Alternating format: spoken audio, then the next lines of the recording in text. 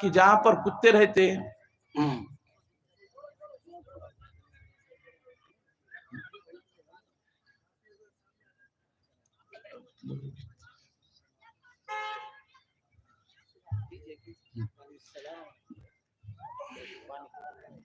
ٹھیک ہے بھائی، توجہ ہو جائے ادھر. اللہم صلی علی سیدنا محمد وعلی آل سیدنا محمد وبارک وسلم.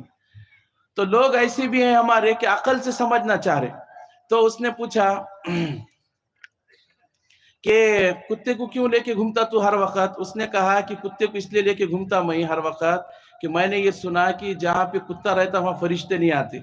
اب جب کتا میرے پاس رہیں گا تو موت کا فرشتہ بھی نہیں آئے گا. اس وجہ سے میں کیا کر رہا ہوں، کتے کو ہمیشہ ساتھ میں رکھتا. تو اس نے سمجھا دیکھ بھائی یہ کتے کو بھی مرنا ہے کہ نہیں؟ بولے ہاں. کتے کو بھی جان نکالیں گا کہ نہیں فرشتہ؟ کہا کہ ہاں نکالیں. کہا کہ وہی فرشتہ تیری جان نکالیں گا جو کتے کی جان نکالیں گا. یعنی دوسرے زبان میں کتے کی موت تو مریں گا. ایسا تو کچھ بھی رکا میں کاما کرا تھا. بات سمجھ میں آ رہی نا بھائی؟ دیکھو بھائی ایک آدمی تھا، تھوڑا آپ کی توجہ ہو جانا پھر انشاءاللہ تبارک تعالی حضرت کا خطاب ہوں گا. تو ایک آدمی صبح صبح جو ہے گھر سے نکلا.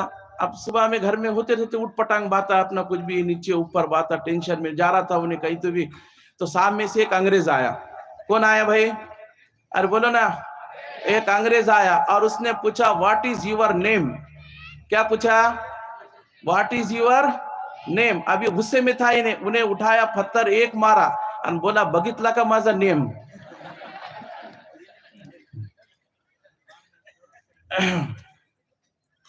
تو بھائیوں ہم جو ہے یہ جو جلسہ ہے اصلاح معاشرہ کا جلسہ ہے. ہم اپنی اولاد کی تربیت کی ہم فکر کریں، خاص طور سے اپنے چھوٹے چھوٹے معصوم بچوں کو ہم وقت دیں کہ کچھ نہ کچھ وقت ہم فارغ کریں.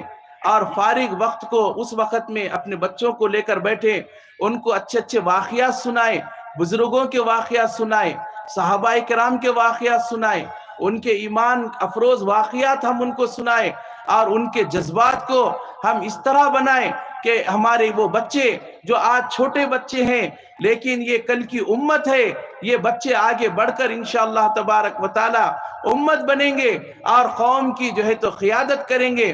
اس لیے ہم اپنے بچوں کو اپنی ضرورت یہ سمجھے کہ اپنے بچوں کو واقعات سنائیں، علماء کرام کی مجلسوں میں ہم لے کر جائیں، اللہ کی دین کی باتیں ان کو سنائیں.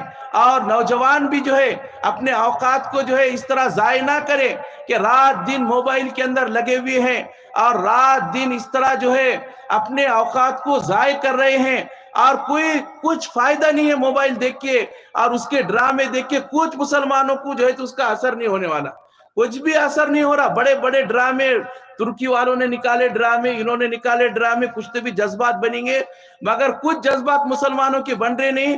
ایک باپ نے اپنے بچے کو پوچھا بیٹے کہ تو دیکھ یہ ارطغرل غازی کا سیریل روز دیکھ رہا، 5واں سیزن تو نے ختم کرا، کچھ تو بھی تیرے اندر آیا کیا؟ دیکھ وہ ارطغرل غازی قلعے پہ قلعے فتح کر رہا، زمین پہ زمین فتح کر رہا، تو کچھ تو بھی کر.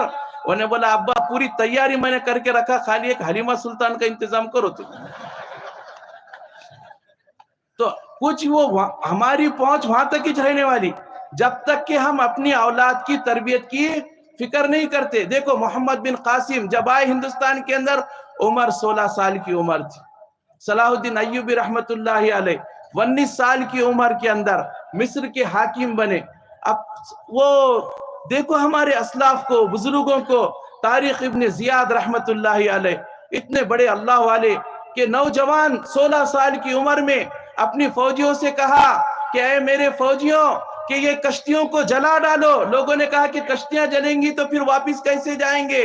کہا کہ کشتیاں اس لیے آئے ہو تم زندگی بچانے کے لیے، یا تو تم فتح حاصل کرو گے اور اس ملک کے بادشاہ بنو گے، یا اللہ تبارک و تعالیٰ تم کو جنت کا بادشاہ اور جنت کا حکمراں بنائے گا اور اللہ تبارک و تعالیٰ تمہارے ساتھ وہ معاملہ کریں گا کہ دنیا میں بھی تم کو عزت ملیں گی اور آخرت میں بھی اللہ تبارک و تعالیٰ تم کو عزت دیں گا. اور انہوں نے کہا، علامہ اقبال نے ان کے بارے میں کہا جلا ڈالی تھی تم نے کشتیاں اندلس کے ساحل پر، مسلمان پھر تیری تاریخ دہرانے کا وقت آیا. چلے تھے 313 جہاں سے تم مسلمانوں, انہی ماضی کی راہوں پر پلٹ جانے کا وقت آیا.